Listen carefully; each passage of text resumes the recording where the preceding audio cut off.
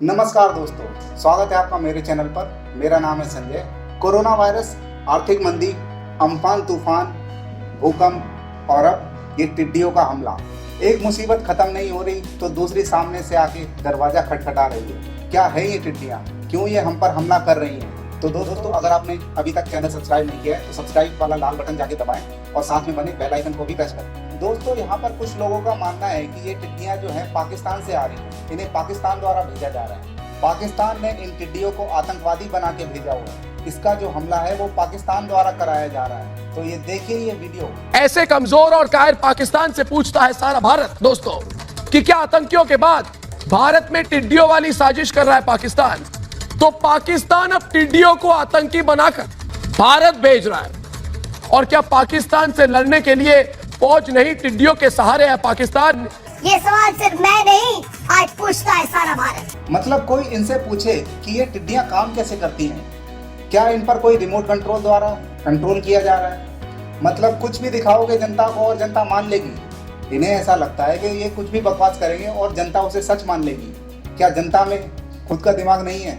इनकी चले तो कल को ये इन टिड्डियों को पकड़वा कर उनसे पूछताछ करवाने लग जाएं।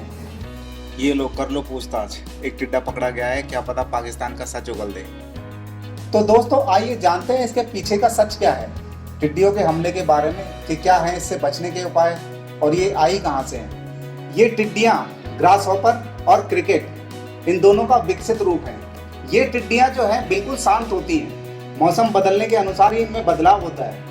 ये विकसित हो जाती हैं और इनका रंग काला और पीला होने लगता है। और विकास होने के साथ दोस्तों, इनके खाने के तरीके, इनके मूवमेंट के तरीके, इनकी आदतें सब कुछ बदल जाती हैं। और जब ये पूरी तरीके से बदल जाती हैं तो इनके शरीर के साथ साथ इनका दिमाग भी बड़ा हो जाता है। और ये टिड्डियाँ ऑलमोस्ट सब कुछ खा सकती हैं, किसी भी तरह के फल, सब्जी, पौधे, वृक्ष, पेड़, अनाज, गेहूँ इत्यादि। और इनके विकास होने में मौसम का सबसे बड़ा हाथ होता है। जब मौसम हरा भरा होता है, बारिश आती है, मिट्टी में नमी होती है, वो इनके लिए बहुत ही अच्छा समय होता है। आपको पता है 1 स्क्वायर किलोमीटर में 1.5 करोड़ टिड्डे हो सकते हैं। और ये टिड्डे 2,500 लोगों को खाना एक समय में खाते हैं। तो आप अंदाजा लगा सकते हैं कि अभी जो अटैक हुआ है वो 4 से 6 किलोमीटर चौड़ा और 10 से 12 किलोमीटर लंबा एक झुंड है। और ये तबाही पहली बार नहीं है, 26 साल पहले भी हुई थी। और ये बहुत संख्या में अफ्रीका, पाकिस्तान, इंडिया के मिडिल ईस्ट पार्ट में ज्यादा संख्या में पाई जाती है, क्योंकि वहाँ पर रेगिस्तान है और जो मिट्टी में नमी होती है वो कंडीशन इनके लिए बहुत ही अच्छी होती है विकसित होने के लिए। एक्चुअली डेजर्ट में ये ज्यादा से ज्यादा पाई जाती हैं। तो ये टिड्डियां जो एक राज्य से दूसरे राज्य में घूमे जा रही हैं, तो ये आई कहां से, ये जानना बहुत ही इम्पोर्टेंट है। अभी रिसेंट में अफ्रीका में दिसंबर 2019 में बाढ़ आई थी, जिसमें केन्या, युगांडा, सोमालिया, इथोपिया, ये सारे देश प्रभावित हुए। और उनके लिए एक अच्छी कंडीशन बन गई विकसित होने की। हरियाली हरियाली, मिट्टी में नमी, और ऐसे वातावरण में इनका विकसित होना सामान्य था। और वहाँ पर प्लेग आ गया इनका। और ईस्ट अफ्रीका से होते हुए ईरान, फिर पाकिस्तान और अब भारत में ये आ चुकी हैं। इनफैक्ट जो अम्फान तूफान की हवाएं थी, उनसे इन्हें बहुत ही मदद मिली है भारत में आने के लिए। नॉर्मली इतनी बड़ी स्केल में भारत में नहीं आ पाती। इस साइक्लोन की हवाओं से ये मध्य प्रदेश, उत्तर प्रदेश, राजस्थान, पंजाब, हरियाणा में होते हुए इन्होंने बहुत तबाही की है। और इस तबाही से बहुत ही बुरा असर पड़ा है। तो अब आते हैं इससे बचने के उपाय।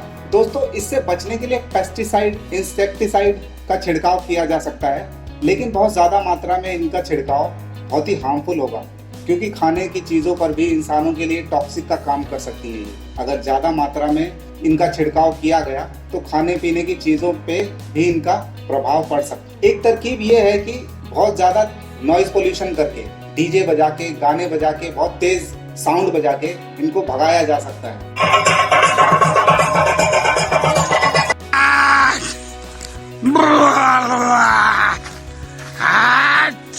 लेकिन ये भी बहुत ही छोटे स्केल पर ही किया जाना संभव है, क्योंकि अगर आप एक जगह से इनको भगाओगे तो वो दूसरी जगह जाकर बैठ जाएंगी। और अच्छी बात तो ये है कि ये इंसानों को हार्म नहीं कर रही है। तीसरी तरकीब ये है कि इनको पकड़कर चिकन फीड बनाया जा सकता है। जी हाँ दोस्तों, मुर्गी पालन में उनके खाने के रूप में इन्हें चिकन फीड बना के दिया जा सकता है। और इसमें बहुत ही ज्यादा प्रोटीन की मात्रा होती है। ये टिड्डियां ये जो है रात में मूवमेंट नहीं करती हैं, रात में एक ही जगह पर बैठी रहती हैं। एक्चुअली पाकिस्तान में ऐसा हो भी रहा है। 20 पाकिस्तानी रुपए में 1 किलो के हिसाब से लोग इसे खरीद रहे हैं और अपनी चिकन फीड के रूप में इसे यूज भी कर रहे हैं। और इनमें 70% तक प्रोटीन की मात्रा है और ये चिकन फीड बनाकर उनको काम में ला रहे हैं। तो ये बहुत ही अच्छी बात है और अपनी मुर्गियों को खिलाकर उनका पेट भरने में कारगर है। और आरएसएस ने भी अपने कुछ सुझाव दिए हैं कि आइडिया ये बुरा नहीं है और ये हमें भी अपनाना चाहिए।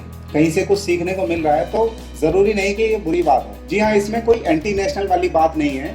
अगर ये तरकीब अच्छी है तो हमें भी करके देखनी चाहिए, इसमें कोई बुरी बात नहीं है। अगर ये आइडिया कारगर है, काम कर रहा है तो ऑब्वियसली हमें भी ट्राई आउट करना चाहिए। एक सॉल्यूशन ये भी है कि इंसान ही इन टिड्डियों को खाने लग जाए।